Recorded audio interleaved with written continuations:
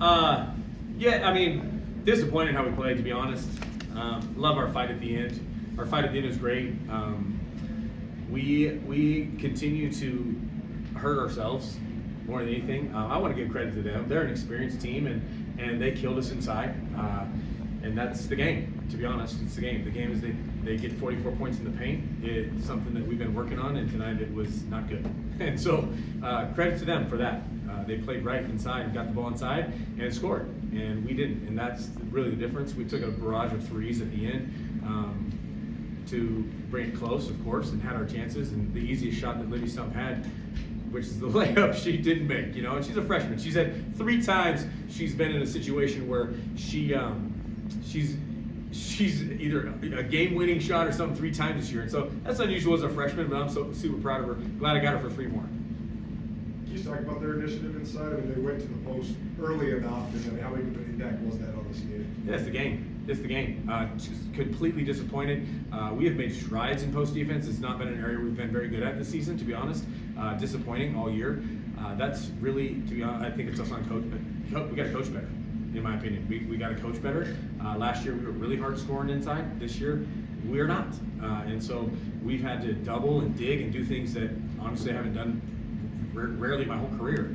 And so tonight we took our chances by not doubling and not digging at the start, and they killed us inside. So credit to them for that. Cole Babber's impact. Can you talk about her just specifically? Yeah, she was awesome. Yeah, she did a great job. She did what seniors do, right? She's a senior. She's experienced. We really gave her a hard time last year, to be honest. Last year, I think she was, 2 for 20 something against us.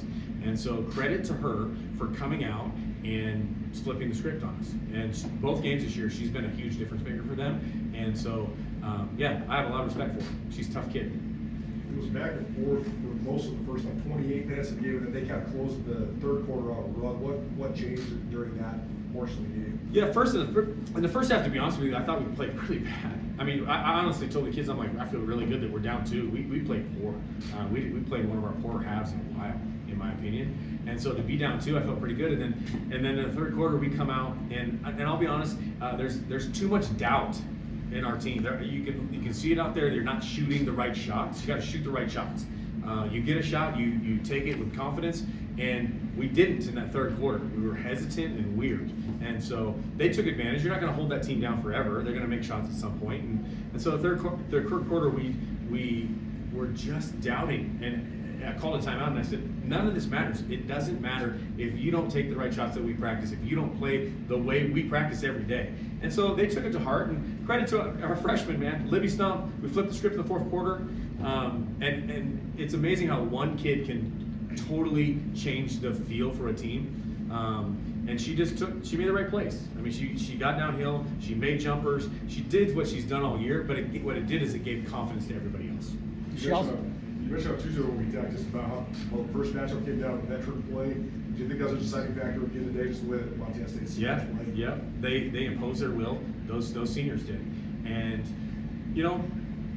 they did. Credit to them. You got to give them credit for those kids just playing right. And last year it's no different. Last year when we were in Missoula and our at home, and we hadn't beaten them in a long time. Our seniors played. It's these games you have to step up as seniors and upperclassmen in these rivalry games. That's the difference makers a lot of times. Brian, in that fourth quarter, just what was about the shots that you guys were getting that were working? Because Haley Hewer hit a couple big buckets in a big moment. What about the offensive looks that you like from your Yeah, I mean, I just flipped this. I just said, honestly, it was just spur of the moment. I said, Libby, go get the ball.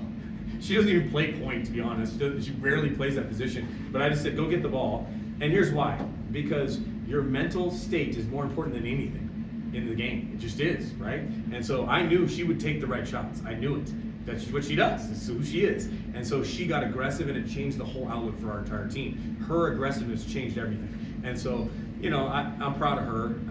And we had chances. I mean, she had a layup to put it to 1, but those things happen. We don't want to put ourselves in that situation. Mac was saying that the team's confidence is always really high because of just how you can collectively shoot the three-point ball.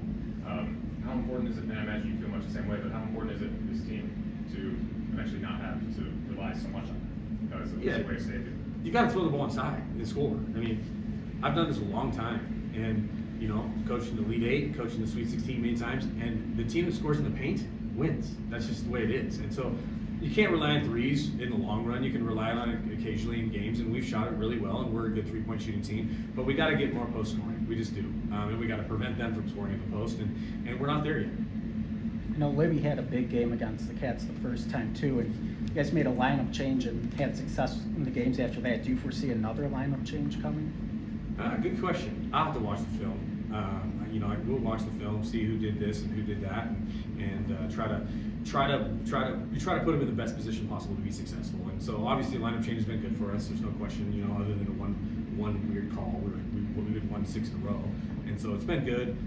They're the defending champions, right? And so you had to come in here and we had to play a little bit better, and we just didn't. Would you, I guess, say this is a better performance than the Missoula one? Like, does that give you some positivity going forward? Yeah, because it's here, I guess. You know, at home I expect us to play a little bit better. Still just really, we're working through things. You know, this is a proud program. I'll just tell you, this is an unbelievable program. I am thrilled to be the head coach of this program. And it's been a program that has been where they are right now. And so to flip that script and to change that takes a lot, and more up here than it does anywhere else. And so we're a work in progress when it comes to the mental side of this rivalry and flipping the script back to where it has been for years. And so it's a process for us, and we'll get there. What do you hope to see from your team just down the stretch now with the regular season winding down Yeah, we want to put ourselves in position. You know, we want to put ourselves in good position going into the tournament to have a success. There's no doubt in my mind, if we play right, we can win it. There's no question. You know, you got to do things the right way, and we have the depth. I think depth's a factor. They have depth. I think that's one of the reasons why it makes us 2 of the teams, you know, in a tournament situation that could be successful. But we want to put ourselves in the best position possible, which means going on the road and playing well, which we've done during the season, and then coming home and finishing it off right against Idaho. The press has been a game changer and energy booster in some games for you recently. Is it just a little bit harder to do against a team like that? Not only with Derek White, but they can put 2 point guards out there with Beasley. Yeah, for sure. Yeah, they put more ball handling on the floor. There's no question. We sped them up, though. We sped them up just like we wanted, and they took some weird shots and they did some weird things there at the end. You know, to be honest with you, we're not quite deep enough to play that way all the time yet. I'd like to press more, but it's hard. Our depth, and you got to save legs, and you got to pick your right times, and you know, maybe we should have done it earlier. It's what I told him, is like it can't take a press to play with that kind of urgency, right? And right now we're an immature group on the defensive end where you got to play with the level of urgency needed at the start of the game, not when you're down 15. And we haven't done that all year, to be honest. We got to get better on defense.